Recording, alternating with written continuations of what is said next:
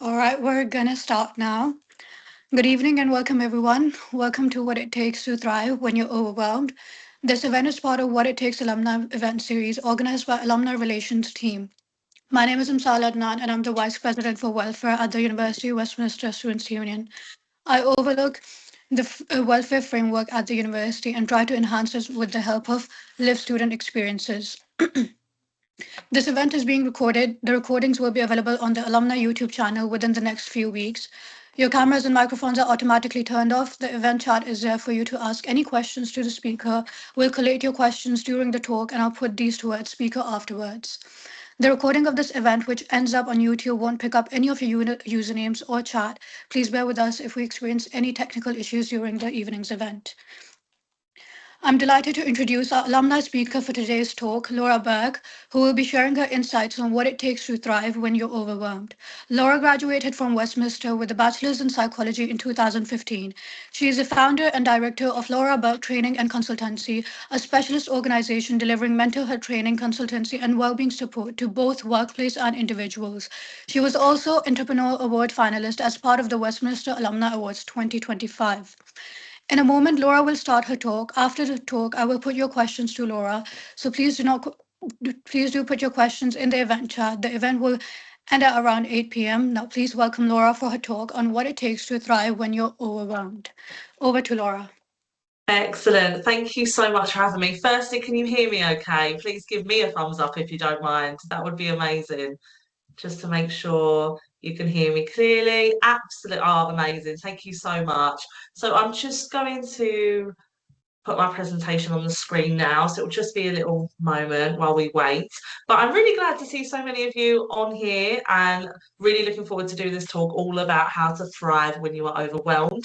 Something that I believe we all need to think about at some point, because overwhelm is something that is continuous and something that always happens. So just to check, as you can see, just my slides, all okay?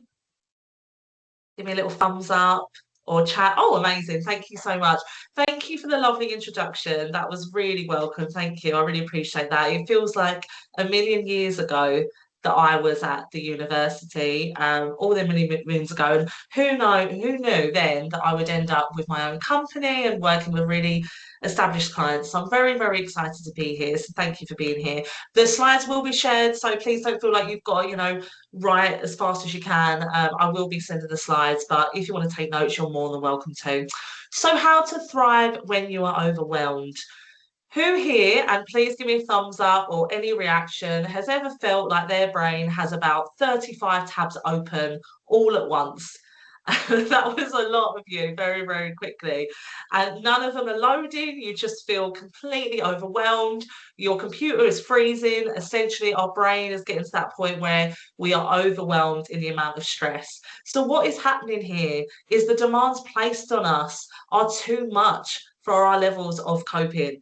It is not a weakness, it is a sign that we are competing with multiple pressures. And life is ongoing, life can be stressful, and it's really understandable that many of us feel overwhelmed. It isn't a case of, oh, that person's overwhelmed because they aren't managing well or they haven't got the skills that this other person has. It's none of that. It's that life, the pressure just keeps on coming. And you might have a really good few days where you think, I'm getting a hold on this, I'm feeling really good. But then something else happens and it just makes you feel that you've been pushed down again.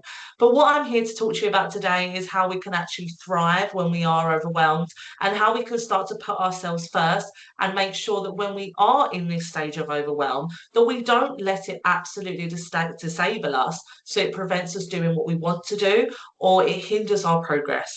And you are all here, you're all here to grow, you are all here to get to achieve great things. You've all got goals, I'm assuming, and we don't want you to be held back. So I'm going to talk to you about all of these things today. But first things first, and this is quite a loaded question, please feel free to put this in the chat for me. If you haven't realised already, I love an interactive session, so do feel free to get chatting in the chat. I'd really appreciate that. What can cause overwhelm, everyone? What can cause overwhelm? What a question. Feel free to put it in the chat for me. Let's see what people have got. If you have said anything, I'm not going to read out names. I'm just going to read out what you said. Managing deadlines, first one, stress and procrastination, deadlines, stress, too many responsibilities, studying excessively. I remember it well. I remember feeling that I couldn't even breathe. I remember feeling that all I needed to do was study, study, study. And if I didn't study, I felt incredibly guilty about that. So I could really resonate with that. Rents, juggling different projects at the same time, confusion on what you want to do. Yes. I was even just talking to a colleague about that today. So, that can still happen even when you come away from university. Job applications, unemployment, health issues. I mean, we could go on all night just on this topic alone. Feeling you haven't reached where you feel you're supposed to be in your life, yes. But that's a perception, isn't it? We all have these perceptions of where we feel we need to be, but actually, our life is our own journey. It kind of surprises us in many, many ways. Thank you. I really appreciate that. There was lots there. Someone said there as well, multitasking, worrying, having a lot to do within 24 hours. All I hear there is overwhelm, pressure, stress, too much in one day. And I think what a lot of us do is we think, I should have it all together. I should be able to do all of these things in one day. I should be able to juggle multiple projects at once. I should be able to flip between different activities. But you are only one person and you are a human being. And human beings, we're messy. We make mistakes. We can't focus on multiple things. That's why we're not robots, because we don't have this journey where everything is perfect. If you are making mistakes, if you are feeling overwhelmed, congratulations, you are human. But we are going to talk about how to manage the human need and how we manage ourselves in a bit more detail. So generally, what else is affecting us? Well, 41% of adults worldwide do report experiencing a lot of stress. I don't think that will surprise any of you on this call today, that many of us are feeling so overwhelmed, we think, I can't cope, I can't deal with this, and I don't feel like myself. News exposure is linked to higher levels of anxiety and hopelessness. Once again, I'm assuming that's not surprising any of you, especially what's going on in the news right now. Some of us, we want to be quite well informed, and of course we do, especially if we've got family members living in different countries or away from home. We want to know what's going on in the world.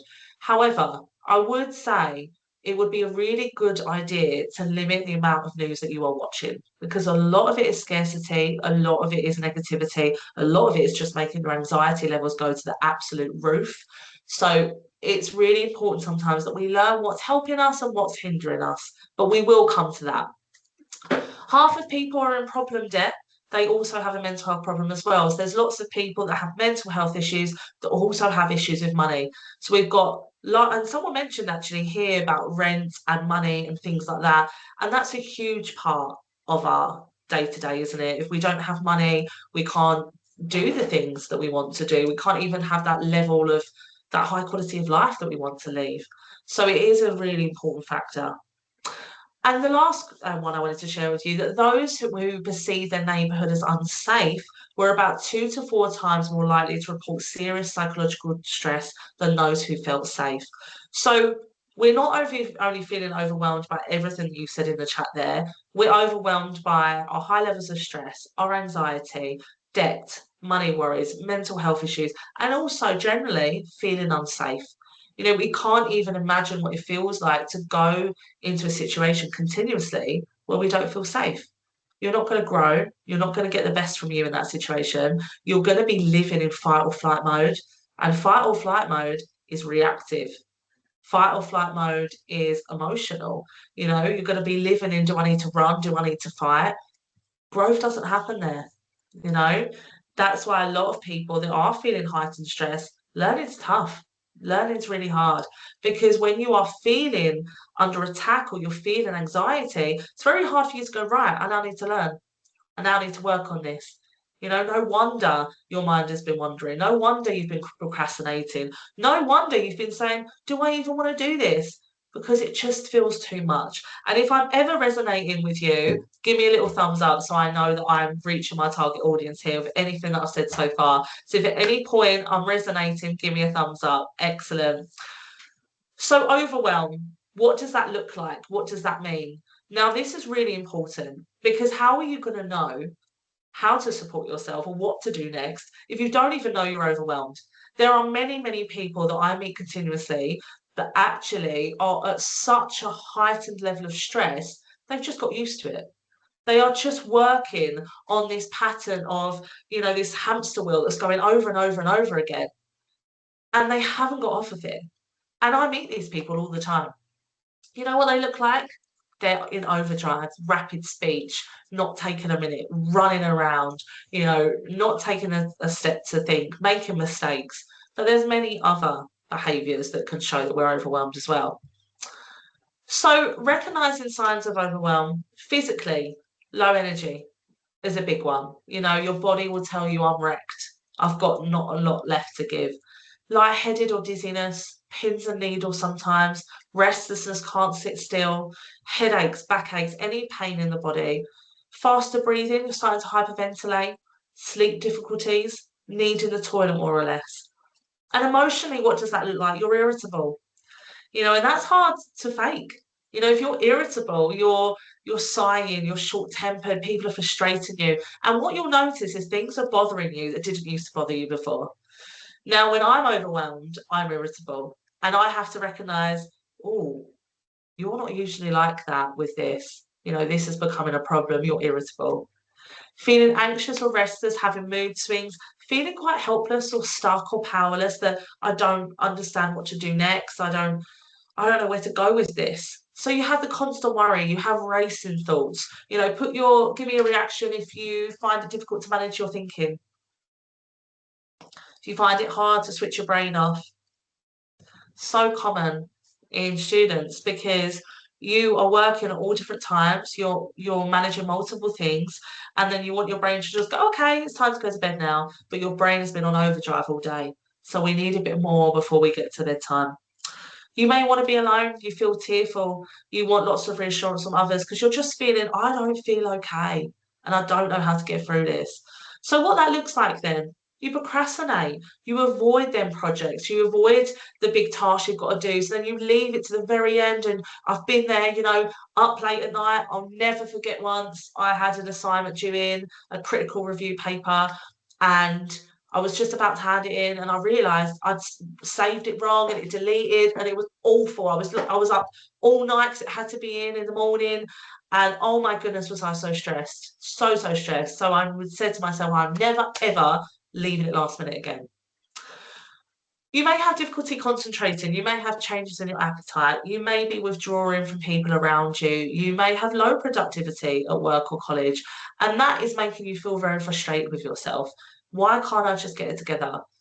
Why can't I just focus right now? And you know what I say? If this is you and you're sitting there and you're looking at something you've got to do, take a step away. There's no point just sitting there thinking, I've got to do this, I've got to do this. And you've been sitting there for an hour. Get up, walk around, go and take a break and come back. Listen to music, listen to a podcast, get yourself in a better state because there's no point putting yourself through this when you are feeling completely overwhelmed. Overwhelm doesn't mean productivity. It really doesn't. It stops your productivity. So someone said they're feeling very indecisive at the moment. Really common. Hopefully, as we continue on this talk, you will then find some strategies to manage that. So there are some signs of overwhelm, but what I want you to do is I want you to think about what are your personal signs? What is your indicator that you're feeling overwhelmed right now? And I can't tell you what that is. I can give you some examples of what overwhelm looks like, but only you are going to know that.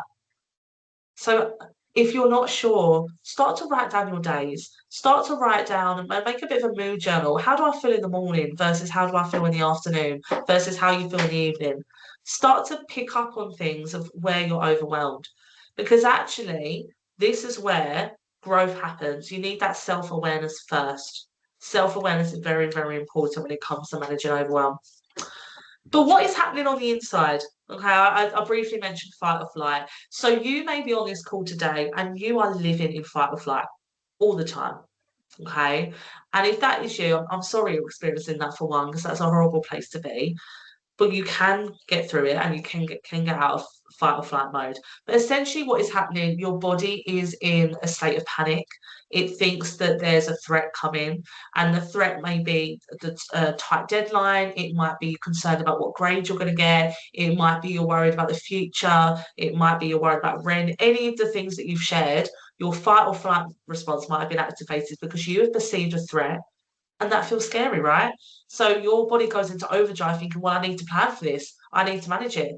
And the problem is now we have lots of threats that aren't actually going to cause us any direct harm. I mean, we're still going to stay alive. But the body doesn't know that. The body is still thinking back in time where we need to be fight or flight, we need to be reactive because a lion might eat us. But actually, that isn't going to happen. But our body still reacts the same to the lion. It still has increased alertness. It still, increases our short-term strength. We have an ability to handle minimal stress. We can focus. We have faster deep breathing. Our digestive system shuts down because our body goes, well, we don't need all of that at the moment. I just need to focus on, this stress that's coming. So I need to be prepared. So muscle tension increases. There is lots going on in the body to help you manage and to help you react to that stress. But the problem is, what if you're living in that consistently? What if that threat, what if that danger never comes? Because it's all in here. And that danger that you said to your body, that brain, and it's not going anywhere. So your fight or flight is just staying. Nothing's getting done. Because we're either fighting the stress or we're avoiding it. Now, what do we think? Do we think that if we avoid our stress, that helps us? What do we think? If we avoid the things that are causing us stress. Okay, so someone has said no. From experience, no. Okay, excellent. So we're quite clear there that we've recognized that when we avoid a situation, it doesn't make our stress go away. So why do we do it? A lot of the time we're doing it because we're trying to make ourselves feel better. We're trying to take away our pain. We're trying to make ourselves feel good. So we may be metaphorically hiding under our duvet because we think, I can't deal with this, I can't manage it. But guess what? It's still going to come. That deadline's still going to happen and gone. You're still going to get through university. You're still going to go through life. There are many challenges that you have that are still going to come. I'll give you an example. I do talks in all different workplaces. And if I was feeling nervous about doing a talk, I could call the company and I could say, I'm really sorry, I'm not well, or, my tire's burst, or I've got no internet, whatever it might be. But what's going to happen is they're just going to reschedule it. So not only have I just temporarily stopped that event, I've now prolonged my level of stress. I've now just made it even harder because it was coming. And what usually happens, we get to that stressful event, it peaks and it goes down. But now what I've done, it just keeps peaking and peaking for another week or so. So think to yourself, whatever you are avoiding, is it actually helping you? And if not, stop avoiding it. Make a plan. Do something different. Your future self will thank you. But yes, a lot of you are saying in the comments there that avoiding really helps. You're completely right. I don't think there's a lot of scenarios where avoiding does help. I mean, the only thing I think about is if you were under a physical attack, then you get the hell out of there. But other than that, there are lots of situations when it isn't as helpful. And lots of the situations that you've been sharing there, it's not helpful to avoid. Even feeling indecisive, sit down, look at the options, the pros and cons, make a plan. Maybe the plan is you're going to take yourself away, you're going to go on a walk, you're going to go to a new environment, and you're going to sit and think, what is it I really want in life?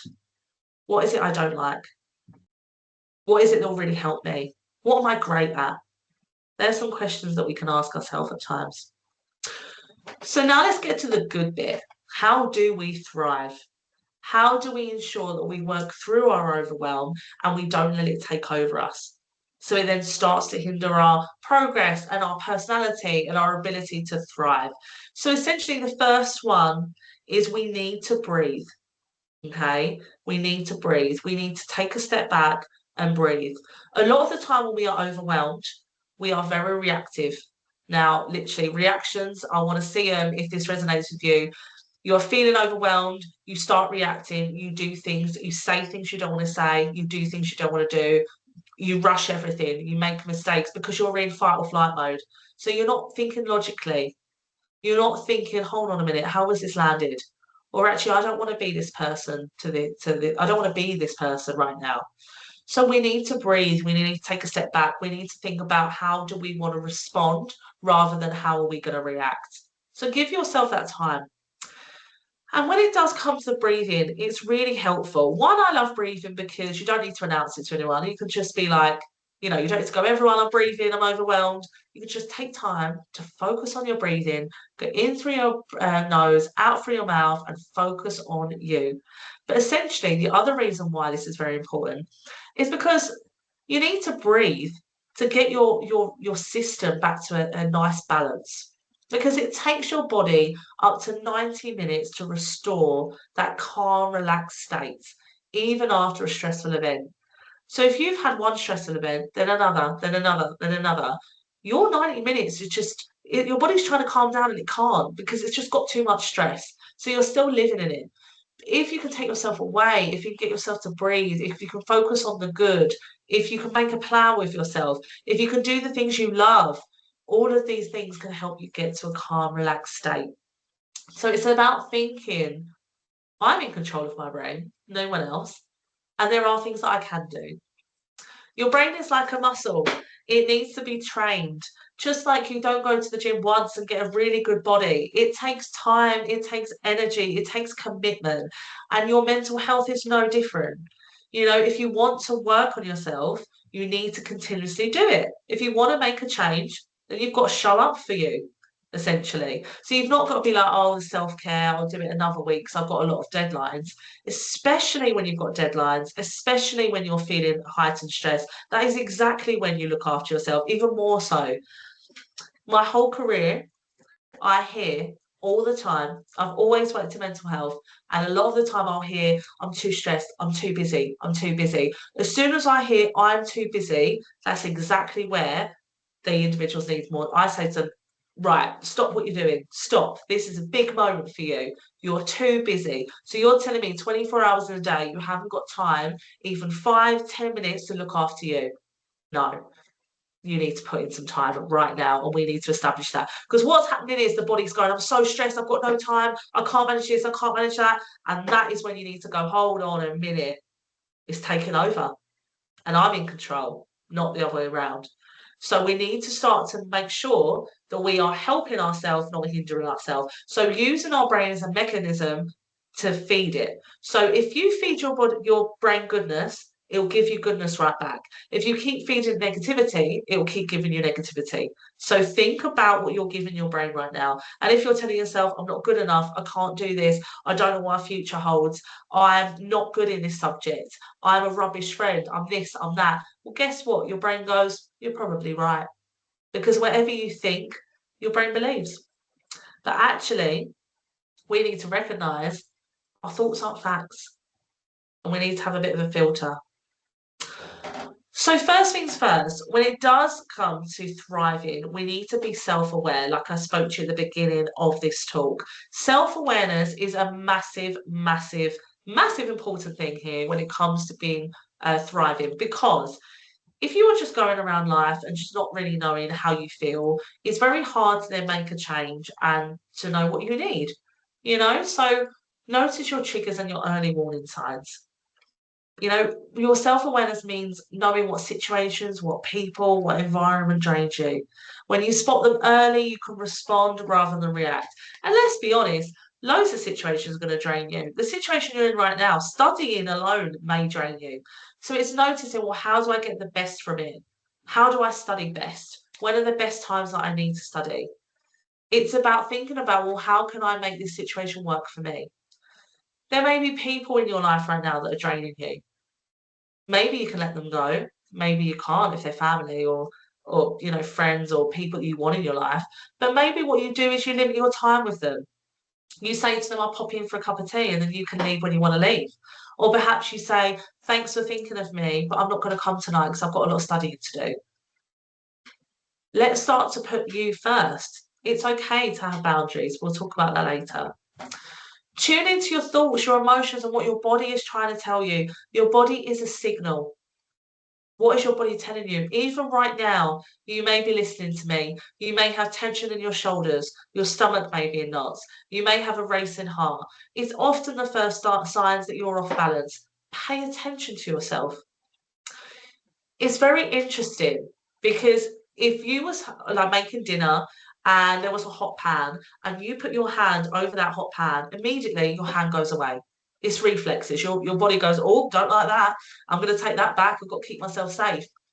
But when it comes to emotional pain, we keep our hand there. We just keep on going. We keep going, no, no, it's okay. I can handle this. I can't be seen this week. I've got to keep going. No, no, no, I'm burnt out, but I'll keep going. I'll keep going. I'll keep going. What are we doing? We need to think where we are and what our body is trying to tell you. And if your body's going, I need a break, I need to pull back, you listen. You've got permission.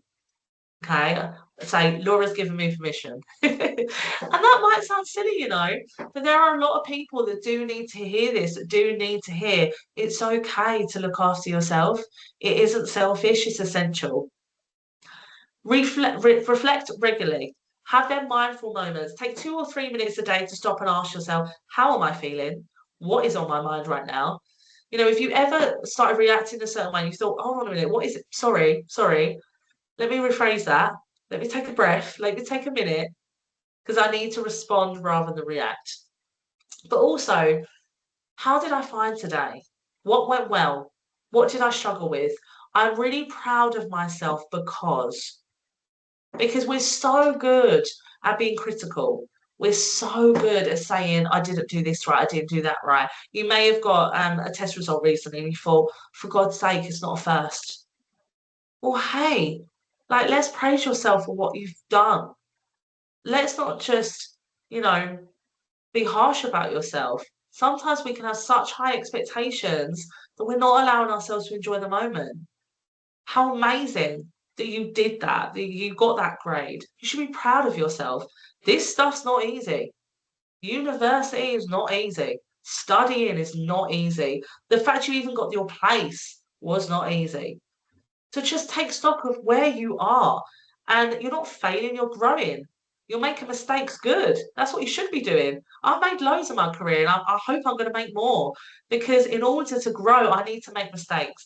Once I start thinking I'm the best at what I do, I need to get out the job because once I do that, I need to change. Ask yourself, what do I need right now? Very good question to ask yourself. What do I need right now? You are feeling that overwhelm. What do I need to take myself out of it? And that's going to look different for all of you. For some of you, it's going to be, I need to talk to a friend. For some of you, it's going to be, I just need to sit by myself. For some of you, it might be, I need to throw my books in the bin, but don't do that. You just need to get away. Yeah, you need to get away. You need to do something different. You know, take like a morning off. You know, I've done it many a times. I've just sat on my laptop and I thought, well, you know, if I'm sat on my laptop, I'm doing something, but nothing is being done because right up here, right now, I've reached my absolute maximum. So understand that. What do you need right now? I need to step away. I need a conversation. I need to speak to my tutor. What do you need? And then set and protect boundaries. And we're going to talk about this later because this is a really, really important part of managing your overwhelm, managing your boundaries, because your boundaries means protection. Knowing when to say no or when to step back is a key act of self-preservation. It's not selfishness. It doesn't mean you're cold. It doesn't mean you care about yourself now and no one else. It just means that you're protecting yourself. And that's okay, right? We've all got to protect ourselves in some things. And then we're going to come on to something else, which is reframing. Now, we have something like 50 to 80,000 thoughts in a day. A lot of them make no sense. They have no factual basis whatsoever. And yet we give them so much power. We take these thoughts as gospel. If our thought says that we're an idiot or we can't do anything right, we believe that. And actually, that's not true. A lot of the time, our thoughts are quite critical. Why? Because our brain is still living in that fight or flight. It's trying to help us manage the threats around us. So it's not going, oh wow, isn't everything lovely here and isn't it fantastic? And I'm just going to skip through life. It doesn't usually work like that unless we make it that way.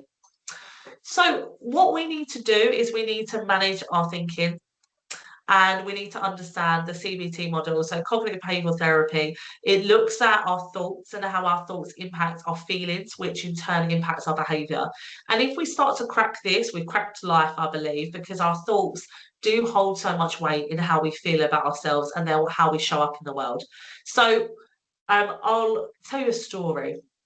So years ago, before I came to University of Westminster, when I was doing my A levels, I experienced depression, really bad depression, to the point that at one point they were thinking about putting me in hospital.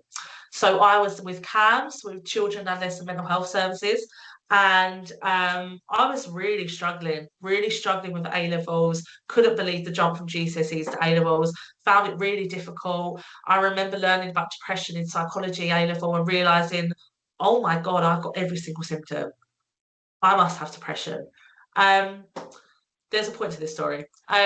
So when this happened, I failed my A levels miserably, apart from psychology because I loved it, and I actually had to retake my A levels again.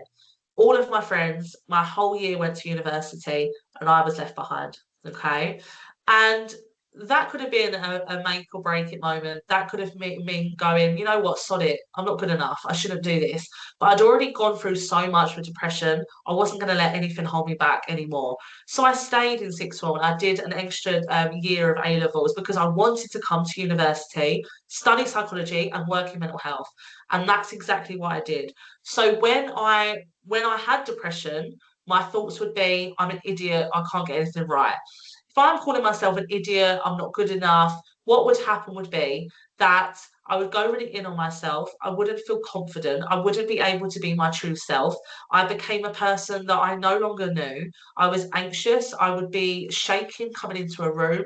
I was a confident, bubbly person, and I was stripped away of all of that because of my brain, because of how my brain was working at the moment. It took 9 months of therapy to change my brain. So I'm not saying that when you've got negative thinking, it's going to change dramatically overnight. However, you just got to take that first step. And I had to recognize, whoa, I'm not well. That was the first step. The second step was, I need to go to the doctor. The third step was, after having a panic attack on the way, I can't do this on my own. I need help. So I then spoke to my parents and said, I'm not well. And things changed from there. Small steps lead to bigger steps, but it takes time. But when it comes to your thinking, we need to reframe.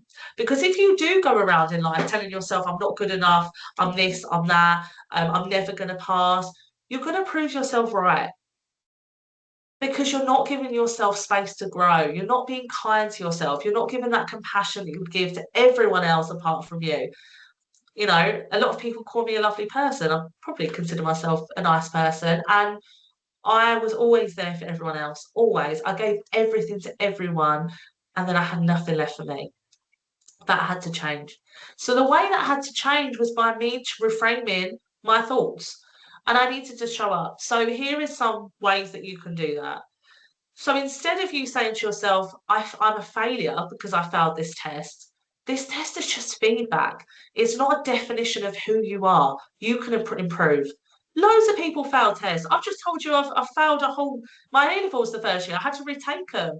I don't consider myself a failure. I've actually gone on to have really good, you know, well, I think I've done all right in life.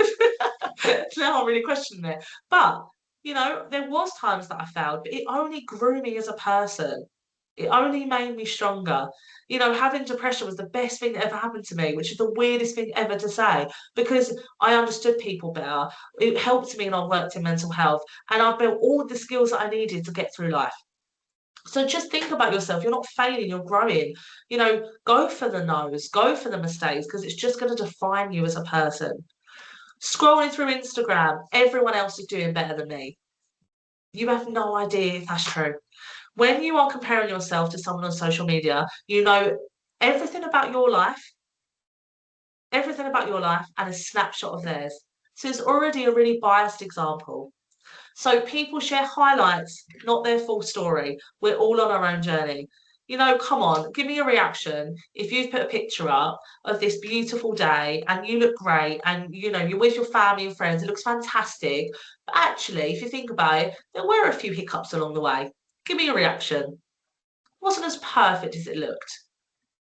Exactly that. Thank you for your honesty because that's reality. Reality isn't always going to look perfection and amazing and Instagram filtered. So just know that when you're looking at everyone else, you've got no idea. Instead of saying, I never get a break, okay, well, this is a sign that I need to set firmer boundaries and make time for myself. If you are telling yourself, I never get a break, hold on a minute. Where can I put some time in for me? I will never be able to do this. Who says? Who says? I might not be able to do it yet. I want to underline and circle, but with practice and support, I can improve. When I was at university, your university, or our university, I never imagined that I'd open up a mental health training company. I wanted to be a clinical psychologist. I saw that that was my route. I was going to be a clinical psychologist. And then I started going into mental health services and I recognized that um, I don't want to be a clinical psychologist. It was too clinical, which I know that sounds ridiculous, but it was too clinical. I then went into different positions in mental health and I started to find training. I found something I absolutely love. And yeah, but I would never have thought that. And actually, at Westminster, if you told me that I wouldn't have been a clinical psychologist, I would have seen that as a failure. I would have seen that as a great failure. And I know this is ridiculous, but years and years ago, when I was in sixth form, I put clinical psychologists to absolute pedestals. I remember thinking, right, the starting base is 30 grand a year. If I can earn 30 grand a year, wow. And now my life looks very different to that. So yeah, someone said in the chat there, should we share our failures as much as our successes, or do you think this is overhearing or oversharing? Asking for a friend. Absolutely. I don't think we share our failures enough. We all fail, you know. And I was literally just speaking to a colleague recently who's wanting to start their own business. Everyone starts at the very beginning. Everyone starts in their room, or everyone starts in the garage, or everyone starts in that tiny little desk. You know, Elon Musk, all of these big players, Stephen Bartlett, anyone and anyone in the professions that you want to go in, started with nothing, or started thinking they're not good enough, or started not knowing everything. So, absolutely, I think it can help to share your failures because what people do, people gravitate around you. You know, if I said to people like, and I was ashamed. I was ashamed that I failed my A levels, and you know, not lots of people knew. I wasn't announcing it on Facebook, that was for sure. But you know what? I had good people around me that said, "Good for you, Laura. Good for you. You've got a dream and you want to go for it, and you're not giving up." And they're the people you want in your life. So when it comes to sharing your failures, people around you will go around you and they'll tell you what you need to hear. Great. You know, that's only going to make you stronger. That's only going to make you a better doctor. That's only going to make you better at what you do. You need to hear that. So absolutely share. Now, I did bring in digital about I want to talk to you about a digital detox, okay? And why I want to talk to you about this is because, you know, for many of you, you can't escape this. If you're working in marketing, for example, you know, this is your bread and butter, you're not going to be able to escape the digital world. But for some of us, it's so overwhelming. It really, really is. And it's a lot. And you look at everyone else and you think, oh, wow, they've got it all together. And look at me really struggling. But the benefits of a digital detox is much more than just that. You know, we know that people that step away from their phones do have less stress. They can have clearer minds, better focus on concentration, improved sleep, stronger relationships. The list goes on and on. So, you know, a lot of us, we've got our phones next to us. We might be using them for timers, which is great. We might be using it for distraction, but a lot of the time it hinders us, doesn't it? So I often put my phone on, you know, is it like I put it on personal mode. So it's only certain people that can call me if it was like an emergency. But I find when I do that, I work really, really well. The constant pings, the alarms, whatever is going on my phone, it constantly comes up. It's just overbearing. So give me a reaction right now if sometimes your phone annoys you.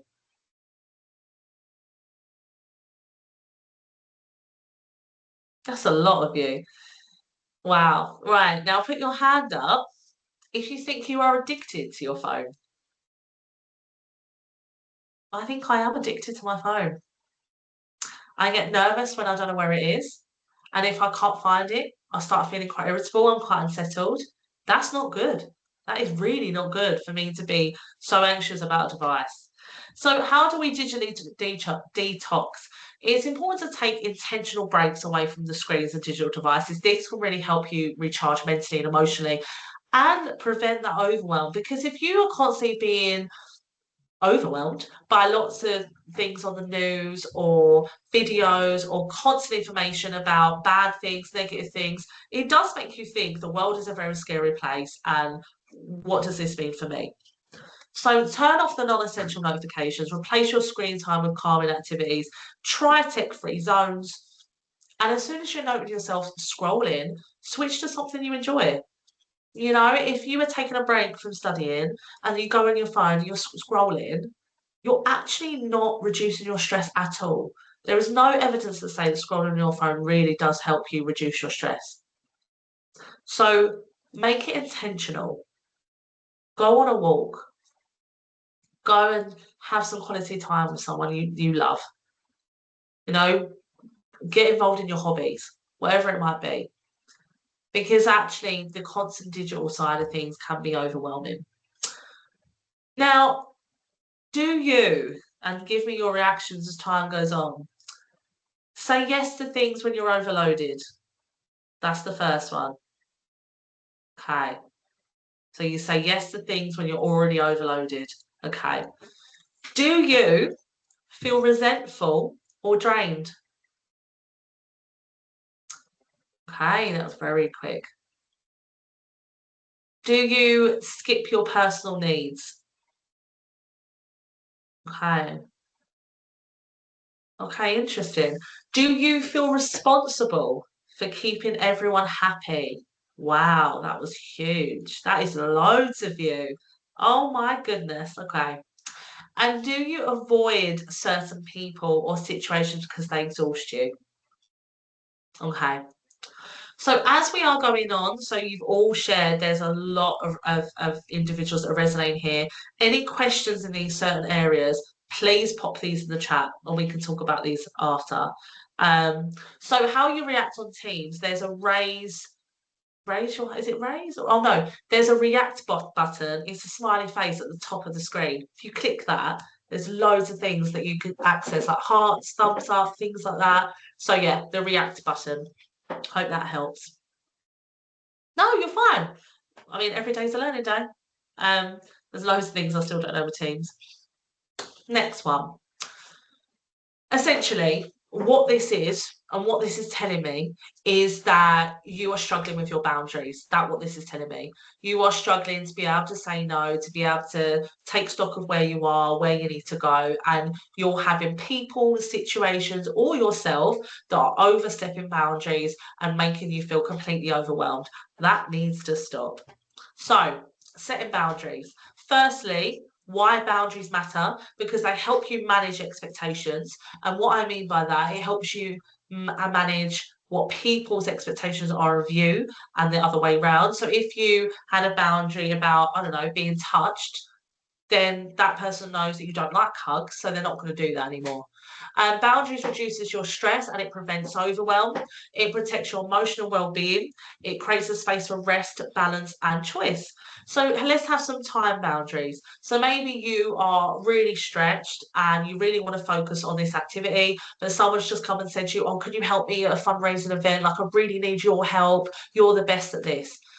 You might have to say, "Oh, okay, maybe you do want to help as well." So you say, "Look, I'm a bit stretched right now. I can only stay for an hour." So you put a time boundary in there. Or maybe you've got something in the morning and you say, "Right, I'm going to study in the morning. Then you know what? I am going to go and have fun at this event. Thank you for the invitation. I can join you after 2." See what I did there? Thank you. But I can join you when, or I can only stay for an hour. Emotional boundaries. Maybe someone wants to talk to you about something you're not comfortable talking about. I'm not comfortable discussing that. It's been a busy few days. I'm going to take some time to relax. Okay, so it's okay to say that. It doesn't mean you're an awful person or horrible. People just go, "No problem." People just go, okay. From a former people pleaser, I am delighted to tell you that no one cares. No one cares when you put boundaries in place. You really think that people are going to be upset if you don't go to that party? They don't give a shit. They really don't. Like, you think that people are going to be so upset, and then you go to this party and they've got loads of other people there, and you think, I could have been at home in my pajamas eating chocolate like I really wanted to do. No one cares. As soon as you say, "Oh, sorry, I can't make that." Okay, no worries. I'm going to see you next week. Yeah, maybe. People don't care. I started saying no about simple things, and then thank you, thanks so much for that. Thanks for your nice comments. And I started saying no for simple things, and then I worked my way up. And I really, even saying like, "Oh, Laura, do you want to go? Do you want to go get coffee?" I'd be like, "Oh, okay." I'd always be like, "Yeah, yeah, no worries." And I'd be like, "What am I doing? Like, what? Am I living my life for me? Absolutely not. That's got to change." So I started saying, "Oh, sorry, no, I'm a bit busy at the moment." Done. And then they go, "All right, see you in a bit." Oh, I thought they were going to have a go at me. No one cares. No one honestly cares. So start saying no a bit more. Social boundaries. I'm taking a break from social media. I'd love to see you, but large groups feel a bit much for me right now. Can we catch up one-to-one instead? Done. Financial boundaries. I'm focusing on saving for the next couple of months, so I can't go to that event. I have a budget I need to stick to. So once that gets to an end, that's that, or whatever it might be. How to say no. Okay. I'd love to help, but I'm at capacity right now. That doesn't work for me, but thank you for thinking of me. Oh, I can't commit to that this term. Let me get back to you once I've checked what I can manage. That's a good one. Because sometimes people say something to you and you're like, I've got to say yes, I don't know what to do. So just go, "Oh, can you give me a minute? I'll just check if I can do that and I'll get back to you." Gives you a bit of a breather so you can think about how you're going to say no, basically. So don't be afraid to do that. Don't be afraid to say no. It is something that we all need to learn to say a little bit more. Hopefully you're going to come off this call and you're going to be like, no, no, no. I'm going to make real assertive bunch out of you all. But it's very important. It's very important to lead the life that you need to live and not allow yourself to lead the life that other people want you to live. Because otherwise you're not leading your life authentically. And what happens is you're just miserable. You're just miserable and you're resentful and you're angry for what? Just to be a people pleaser. No one cares. Have I established that? No one cares. And last but not least, so just as a recap, when it does come to recognizing overwhelm, we spoke about you need to be self-aware. You need to positively reframe to thrive. You need to come away from social media or anything else that's causing you overwhelm. You need to set the boundaries with yourself. And last but not least, you need to practice self-care. You need to do things that make you feel good. Okay. You need to do things that make you feel good, because when you feel good and show up for yourself, you can then be better. You then have more energy in the tank. If you are constantly working on zero and if you've got no fuel in the tank and you're constantly pouring from an empty cup, what happens is your body is just giving up. And trust me, I've been there. If you don't take a break, your body will take it for you. Let me repeat that again. If you do not take a break, your body will take it for you. Whether that is flu, illness, mental health, crisis, burnout, been there. Your body will do that. So don't allow yourself. And look, this stuff is serious. What you're doing, you're studying, you're working towards something, but it then goes. It's then just a chapter in your life. So don't get so bogged down by one chapter that you forget you've got a whole story. God, I'm flying out with the quotes today, aren't I? So self-care. The practice is taking care of your physical, mental, emotional, and spiritual well-being. Okay. What are you going to do to look after you? Let's take stock of where you are and where you're going and what's working and what's not. So how are you taking care of yourself right now? And if you're saying, "Well, I'm going drinking, or I'm going out with my friends all the time," that's only good for so long.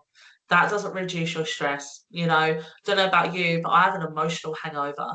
The next day after a drinking session, I am miserable. I don't feel great, but I'm just miserable.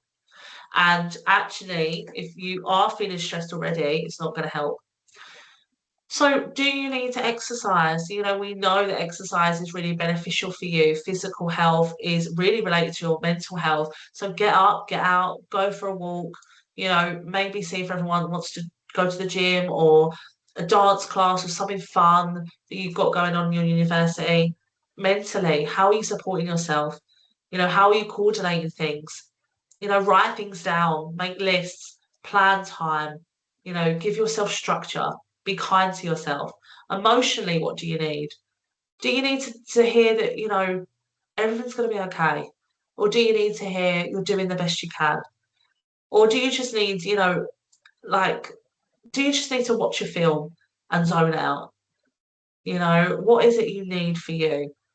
And that's what you need to take away. And what I want you to do from today is I want you to start to plan this in like you do everything else. I'm sure you've got schedules for schedules, especially when it comes to your multiple projects and your deadlines. I want you to schedule in some self-care. And if you've got anything overwhelming coming up or, potentially things that are really stressing you out, then start making sure that you start your day with some self-care. It doesn't have to be much. It could be affirmations in the mirror. I am brave. I am strong. It could be dancing around your living room. It could be listening to a funny podcast. Whatever it is, what do you need and what you're going to give yourself moving forward? And last but not least, thriving isn't about doing more. It's about knowing what to hold on to and what to let go of.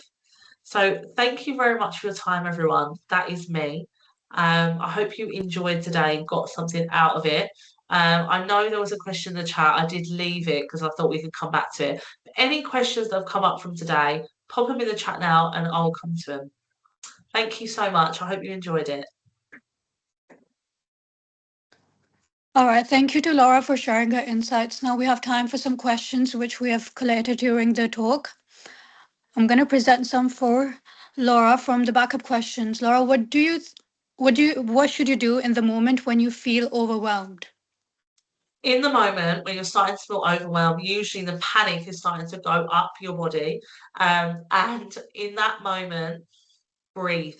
I can't, it might sound silly, but literally focus on your breath going in through your nose and out through your mouth. What that does, that resets your nervous system and it makes you feel calmer.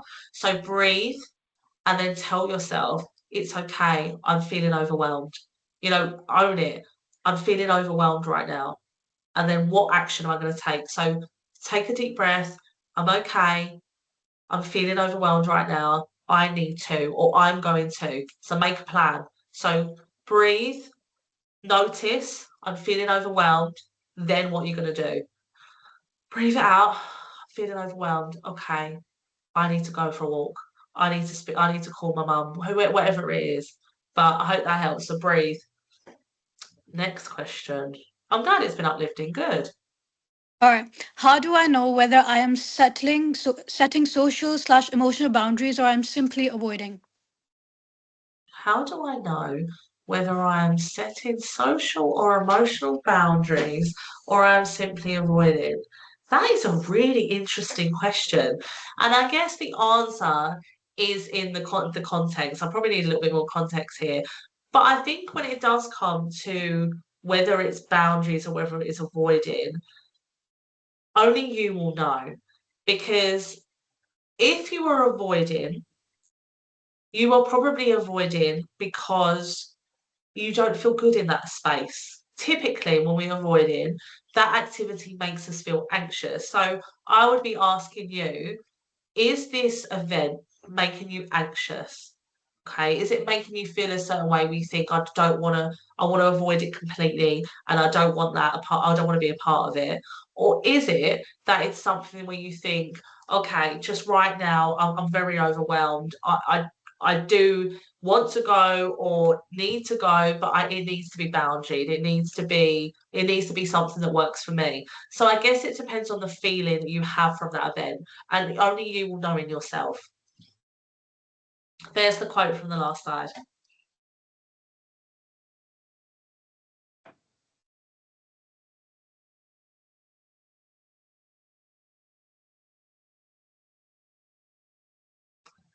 You still read the questions? Should I move on to the next question? Yeah. Sure. How to stay positive when there are setbacks? I know it's part of the journey, but how to get back on track soon? It's really hard, really, really hard when you do have setbacks because it just makes you feel like you're swimming through mud. And it's very easy for your brain to then take over and to say things like, look, here you go. Things aren't going to work out. Look, this is not working out. This isn't working out. But I think that what you tend to find is what comes after setbacks is growth, whether you like it or not, because changes always come in. So if you are in a space right now where it's really negative and you've had a lot of setbacks, what I know for sure is that there will be change. And typically, people don't just have setback after setback after setback continuously throughout their whole life. It doesn't work that way. Life is very up and down and, it goes around. So when you do have setbacks, it's about saying that the journey's long. This is just a short chapter right now. I am going to get through this. This is going to teach me something. And if I think about really hard moments in my life and I think, how am I ever going to get through this? And I have, and I did, and at the time I thought I'm never going to make it. I told you about depression. I honestly felt I wasn't going to be here. And actually, when you move through that, you recognize, wow, look at that. Look how strong I was during that time and after. So it's about looking after yourself. It's about knowing that you're stronger than you think.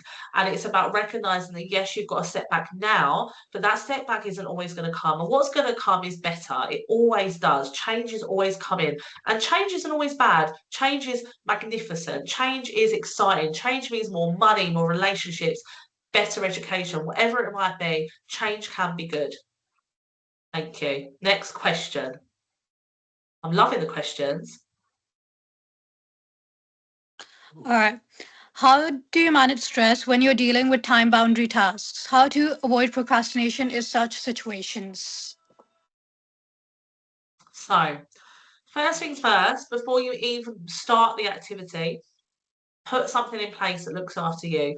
So, whether that is a breathing exercise, whether that's going for a short run, if that's what you like to do, whether that's listening to music, put something in place at the very beginning that gets you in a good mindset for this task ahead. And you might be saying, well, Laura, that's a waste of time because I'm on a time crunch. But exactly that, you need to be in the best place you can be for this session or this, the time limited sessions that you've got. Um, so do something nice for yourself or good for yourself first before you start, um, because otherwise you are just gonna lead with anxiety and overwhelm, and nothing good comes from that, and not a lot gets done. How to avoid procrastination in such situations? Ask yourself, when you procrastinated last time, did that help you? So look back to all of the times when you procrastinated and how difficult that was, and how actually it made you feel incredibly stressed. You lost sleep, you wasn't eating, whatever it might be. So recognize that. Sorry, I've got a cold and it's coming through now. Um, when it comes to procrastinating, you could have a quote by your desk. You could have something pop up on your phone at times where you feel that is most necessary. But it's just about you recognizing that it does not help you. And actually, why don't you just start with the first sentence? Actually, what really, really helped me, for me at university, what I really, really struggled with was my first line, was just starting. That was what really, really, I would really sit there for a good hour and go, I don't know how to start it because I'd just overthinking. I'd sit there for a good hour and go, I don't know what I'm doing. But then when I would, and you've got AI now, so it's probably much easier, ChatGPT and stuff like that. But I would just sit there. So instead, I said, you know what? I'm gonna make some notes about what I want to say. So I don't need it coherent. I don't even need it to look pretty. I'm just gonna write out everything that I want to say in this study. So or essay, and I'd write words and things like that and how I want it. So I would kind of plan, and then I'd say to myself, I'm gonna write the first line, and then I'm gonna walk off. So give yourself achievable goals. So if you are a procrastinator, say to yourself, you're going to write the first paragraph, and that's it. Don't expect anything more from yourself. Because when you say to yourself, I'm just going to write the first paragraph, a lot of you are going to be like, that's easy. Okay. And then guess what? Once you've done that, you then say to yourself, oh my goodness, I could do a bit more and I could do a bit more. But if you say to me, right, Laura, sit down, you've got to write a whole essay by 9 o'clock tonight, I'm in a mad panic. Okay. What do you mean I've got to write a whole essay in an hour and a half? But if you said to me, right, Laura, can you just write a paragraph? Yeah, no problem. So give yourself short, achievable goals because for a procrastinator, then you're going to achieve more. Procrastinators don't do well because you're so overwhelmed by the whole task. So split up the task, one line, one paragraph, go off, do something nice. If you want to come back, great, but you've already achieved it. So give yourself enough time. If you've got a deadline of 2 weeks, the first day of that first week, one line, one paragraph, build yourself up. I hope that one helps. All right, on to the next question. How do you rest and stop being overwhelmed every time by saying yes to too many projects and challenges because you are bored otherwise? ADHD doesn't help, I guess. Can you repeat? Sorry, I'll read it as well. How do you rest and stop being overwhelmed every time by saying yes to doing projects and challenges because you are bored otherwise? Yeah, I think it's about finding what are the things that enthrall you that gives you a space where you can reflect, you can relax, where it's your time, where it's your hobby, without just saying yes to everything because you need to be kept busy. Um, I haven't been diagnosed with ADHD. Everyone says that I have it, my close friends and family. And I am someone that will always choose to work because that is my self care. But actually, I do need a space where I'm having fun and I'm doing things. So it's about finding what works for you. I signed up to like a dance class with my friends, something like really out there that I would never have done before, and just found things that I enjoy, but things that I can immerse myself in. So, what are the things that you can immerse yourself in that you would consider fun so that you're not always choosing to just work because I need to be busy. So if you don't know what your fun is, throw yourself into different things, throw yourself into different hobbies and see what lands. Because you might surprise yourself. You might find something that you really enjoy. All right. What can be done if some of the stuff that overwhelms you tends to be chronic in nature, like health conditions, etc.? Say that again, sorry. What can be done if some of the stuff that overwhelms you tends to be chronic in nature? If it tends to be chronic in nature, that's a really, really good question.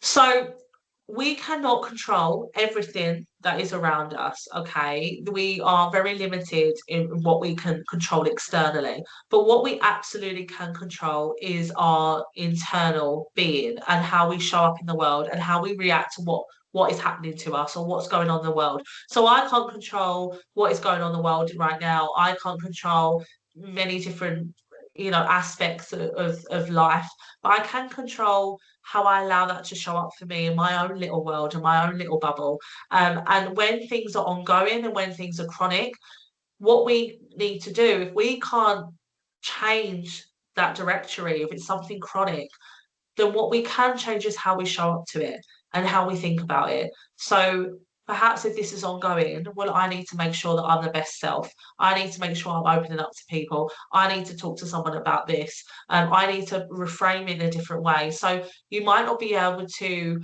change what's going on, but you can change how you show up for you. That is something that's absolutely in your control, and that's what you need to do. I'm so glad it was valuable. Thank you. Uh, what are your thoughts on assertiveness? Is it similar to boundary settings?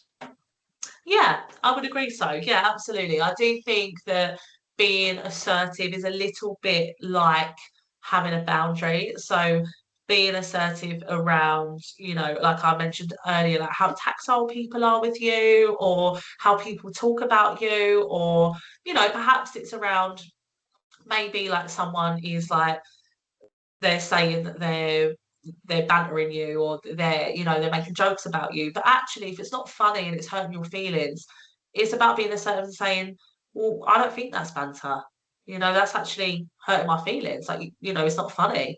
So assertive is a little bit about that, because being assertive is around saying no and being able to speak your mind. And a lot of people feel very uncomfortable doing that, and I think that as time goes on in life, you do learn that that is a really good skill to have. And it's, especially in the workplace now, I've had to be assertive many times in my career. And not mean, not cruel, just saying, we don't do things that way, or thank you for your point, but I'm just going to move us on to someone else. Like if I was chairing a meeting, for instance, doesn't mean you're horrible, but it just means that you are putting your thoughts forward. And what's wrong with that? But I would say there are similarities to boundary setting, absolutely. Okay. After a negative workplace experience, how do you move forward when fear of it happening again feels paralyzing? I found exercise and time with friends helpful and needed a few months to rebuild confidence before feeling ready to job search. But I'm still feeling overwhelmed, like I've failed and struggling to trust my own judgment. Oh, I'm so sorry. That's an awful experience that you've had that. Um, so you're saying that you failed. Did they not fail you? Let that one land. So you said there that you had a negative workplace experience and you're feeling overwhelmed and you're feeling that you failed. But actually, a lot of the time, companies have failed you. So I would spin it on its head and recognize that sometimes things aren't meant to be, and sometimes we don't grow in certain environments, and we are the product of our own environment. And if we are in a product in an environment that's toxic or makes us feel a certain way or makes us feel overwhelmed, we aren't going to be our best selves, and we aren't going to show up as our best. So perhaps it might be a good thing that this has happened. Obviously, I don't know the ins and outs of this story, but what it might have shown you is absolutely what you're not going to tolerate in a workplace and what you're not going to look for. Now you know what workplaces you don't want to be a part of, and you're now going to know what workplaces you do want to be a part of. So I'm just thinking out loud, but you're probably going to want a workplace that makes you feel psychologically safe. You're going to want a workplace where it's not toxic. You're going to want a workplace that, I don't know, maybe has flexible hours. So maybe what you should write down is all of the things that wasn't good about that, and now all of the things you want and looking for. And actually, please don't let this hinder you or hold you back, because this was one workplace out of all of the workplaces that you have potential to work for, and they need you. They need you. If you fit a person specification, they need you a lot more than you need them. So when you go to an interview, hold your head held high, because you've read the spec, you've already got the job because they need you. So you should go in and think, do I want them? Spin it on its head. You've already had this negative work experience. So do you want this company? So I wouldn't think about that you failed and that you shouldn't trust your own judgment anymore. I would think about that actually you've got some skills here. You've got some really good information here that you can now use in another job. You now know what you don't want. You now know what you do want. I hope that's helped. Okay. I'd like to ask about cognitive behavioral therapy, which you mentioned during reframing. I once tried cognitive behavioral therapy. Funnily enough, in similar circumstances as you, I struggled to fully engage, but I know it's okay because different therapies work for different people. I guess my question though is, would you recommend someone to retry something like CBT? Is there a mentality you suggest to try for someone considering retrying? Oh, wow, what a good question. So CBT isn't for everyone. We aren't, there's no one size fits all when it comes to therapy, and what works for one may not work for another. So it might be that you just did gel with it because it just didn't align with you and your personality, and that's absolutely fine. You need to find the right therapy for you. But equally, I do think that sometimes we may just not be ready for that therapy. We may be working towards it, but we're just not quite there yet. And you may be at a different stage in your life now where you might think differently, and you might go into that space and you might have a very different experience. But also don't forget there's many different factors. It could have been the therapist, it could have been the time of your life, it could have been the levels of support that you had at the time, it could have been the levels of overwhelm you're experiencing. Sometimes therapy can't happen just yet. Some people jump into it, but their lives are still so chaotic. The dust hasn't settled yet. So they can't really go through therapy because they're still living in fight or flight, and it's still so apparent the levels of stress. They can't see the wind behind the trees or something like that. But it might be a case of retrying, absolutely. Or it might be a case of trying a different therapy. Only you will know as time goes on. But I hope that's helped. All right. How can you avoid getting to a stage when you feel overwhelmed? What was the question, sorry? How can you avoid getting to a stage when you feel overwhelmed? That is such a good question. So when you've got to the stage of feeling overwhelmed, already you probably haven't been looking after yourself. You've probably been perhaps not protected your own boundaries. And you've been saying things to yourself like, oh my God, I need to get the best grade. I need, if I don't get this, I'm not going to achieve life. And you're probably saying things to yourself that are very overwhelming. So, first things first, take care of yourself, plan ahead, make sure that you're doing the things to look after yourself at least a couple of times a week, maybe more if you're not feeling in a great space. Um, be kind to yourself, be compassionate, show up for yourself like you would your best friend. Don't allow yourself to talk down to yourself. Um, and if you're starting to hear your thoughts being quite negative, challenge it, reframe it. You'll have this session, you'll have these slides. Look at the positive reframing, look at the boundaries, and work on it. All right. What if you try to set boundaries but people won't take no for an answer? Oh, well, they have to. So you might have to give me a bit more context with that. But okay, so it's really difficult. It depends on the scenario, doesn't it? But if this is someone who keeps asking you to something and you just have to say, unfortunately, I can't make it. I'm, at full capacity right now. And they keep saying, no, you've got to come, you've got to come. Look, as I've said, you know, how I kind of manage this is I just keep my answer the same. I don't change my answer, and then they stop asking. So if I say things like they've said to me, "Oh, but come on," and I'm like, "Oh, look, as I've said, I'm at full capacity right now." It starts to get a bit weird on their point because they're asking again, and I'm just saying, "As I've said to you, I'm at full capacity." That's it. There's no movement. Just stay firm. That this is important. There's a reason you're saying no. You don't need to haggle or say, if they're making you feel bad and you think, oh, maybe I do need to do these things, you can say, look, I'm at full capacity right now, but I'll catch up with you in a month about this. I'll Okay. catch up with you in a month and we can revisit it, something like that, but stay firm. All right. How can you set boundaries at work?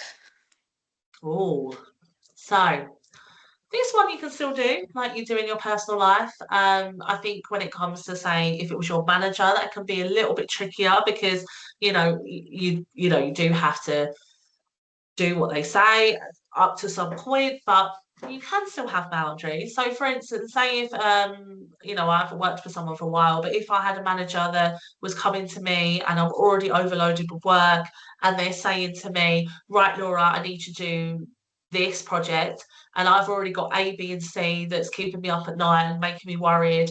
I'll say to him, "Okay, well, a, B, and C is making me at full capacity right now. So if you want me to take on Project D, what should I drop? Because I'm not going to be able to do it all." That's a boundary. So I'm letting them know, well, you know, I can't do all these things. So what one are you happy to drop? Because if you give me D, something's got to go. So that's how I'm establishing boundaries. Instead of just saying, yeah, okay, no worries, I'll get it done. Well, I can't get it done because I'm literally so overwhelmed right now. And managing boundaries might just be like, I don't know, if someone kept poking you and said, look, I don't like that, or I don't find that funny, or do you mind like uh, putting your headphones on when you're listening to a Teams meeting? Boundaries. It's just being respectful. And so like, hi Sandra, like, do you mind just putting your headphones on? I can't concentrate while you've got your Teams meeting. Is that all right? It's a boundary. So it's just how we deliver things. Okay. How to take a breather and relax when every time you're not doing something that you have to do. You can't stop to think about it, meaning you can't relax properly either. How to take a relax, but every time you're not doing what you have to do, you can't stop to think about it. I don't think I understand that. Let me read that again. How to take a Mm. breather and relax when every time you're not doing what you have to do, you can't stop to think about it. I don't understand that question. is it me? Why won't I get that in? Can you reframe that for me? Really? Or come onto the mic if you don't mind. I'll take a break and relax. But every time you're not doing, I don't know why this isn't going in. Maybe it's late at night. Apologies. I'll take a break and relax. But every time you're not doing what you've got to do, you can't sort of think about it. I'm sorry. I don't know why it's not going in. If you meaning when you try to take a break, you feel guilty. Ah, I understand. Okay. Right. So essentially, you're trying to take a break, but you're just thinking, oh, I'm just thinking about that. So you think, well, I might as well go and do it then because I can't stop. Got ya. Thank you. And so essentially, just think to yourself, it's really important that you take that break because you're going to be a better version of yourself when you do. So when you are constantly thinking about it, immerse yourself into an activity to really distract your brain. So don't just sit there and doodle, really immerse into an activity. Even like, I don't know, tidy up your wardrobe, call someone on the phone, like something that will really like bed you, like being creative if you're creative, watching an episode of something that's funny. Really immerse yourself into an activity and realise it's important to step away to be better. If you don't step away, you're not going to be your best self. So you need to step away to be the best you can be. So don't feel guilty for doing that.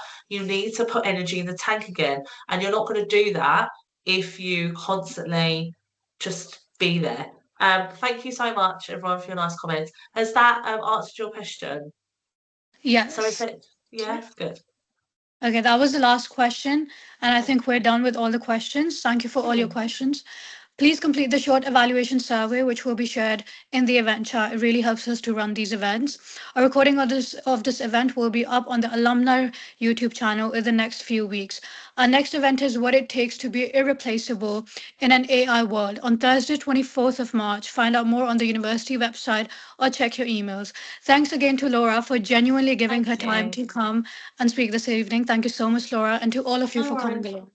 Thank you very much, everyone. Great group. Thank you for all your engagement. I really appreciate it. Thanks so much. Thank you Bye, so everybody. much. But thank you. Bye bye. Bye.